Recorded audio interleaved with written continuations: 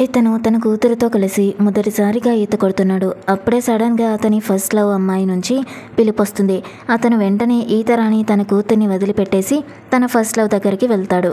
ఆమె కూతురు కావాలనే అనారోగ్యంగా నటిస్తున్న సమయం. అతను కొద్దిసేపు తటపటాయించాడు. ఆ క్షణంలో వాళ్ళని హాస్పిటల్కి తీసుకెళ్లాలని డిసైడ్ అయ్యాడు. కానీ ఇక్కడ తన కూతురు ఎడమకాలు పట్టేస్తుంది. ఆ పాప తన తండ్రిని పిలుస్తూనే ఉంటుంది. కానీ అతను వినపడనట్టుగా నటిస్తాడు. అలా తన ఫస్ట్ లవ్తో కలిసి స్విమ్మింగ్ పూల్ని వదిలి బయటికి వెళ్ళిపోతాడు. ఆ అమ్మాయి తన చివరి శక్తిని ఉపయోగించి తన అమ్మ నంబర్కి కాల్ చేస్తుంది. తన కూతురు సహాయం కోసం విన్న తల్లి చాలా భయపడిపోతుంది. వెంటనే ఆమె స్విమ్మింగ్ పూల్కి వస్తుంది. ఆమె తన కూతురి కోసం వెతుకుతూనే ఉంటుంది. ఆ క్షణంలో ఒక అమ్మాయి మునిగిపోతూ ఉంటుంది. అది ఆమె చూస్తుంది. ఇంకా ఏమాత్రం లేట్ చేయకుండా పూల్లోకి దూకేస్తుంది. అలా మునిగిపోతున్న ఆ అమ్మాయిని పూల్ అంచుకు తీసుకొని వచ్చి ఓదారుస్తూ ఉంటుంది. అప్పుడే ఎవరో ఆమెని లాగేశారు.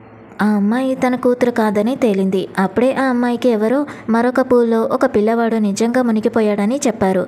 తను మరొక పూల్కు పరిగెడుతుంది. అక్కడ తన కూతురు కదలకుండా నేలపై పడి ఉండడం చూసింది. ఇక తన కూతుర్ని వెంటనే హాస్పిటల్కి తీసుకుని వెళ్తుంది. కానీ ఆమె కూతురు చనిపోయినట్టుగా డెత్ నోటీస్ వస్తుంది. ఆమె గుండె పగిలిపోతుంది. ఆమె పైకి చూస్తుంది. తన భర్త తన ఫస్ట్ లవ్ ఇంకా ఆమె కూతురితో ఉంటాడు. అప్పుడే ఆమెకు తన భర్త తన కూతుర్ని ప్రేమించడం లేదని అర్థమవుతుంది.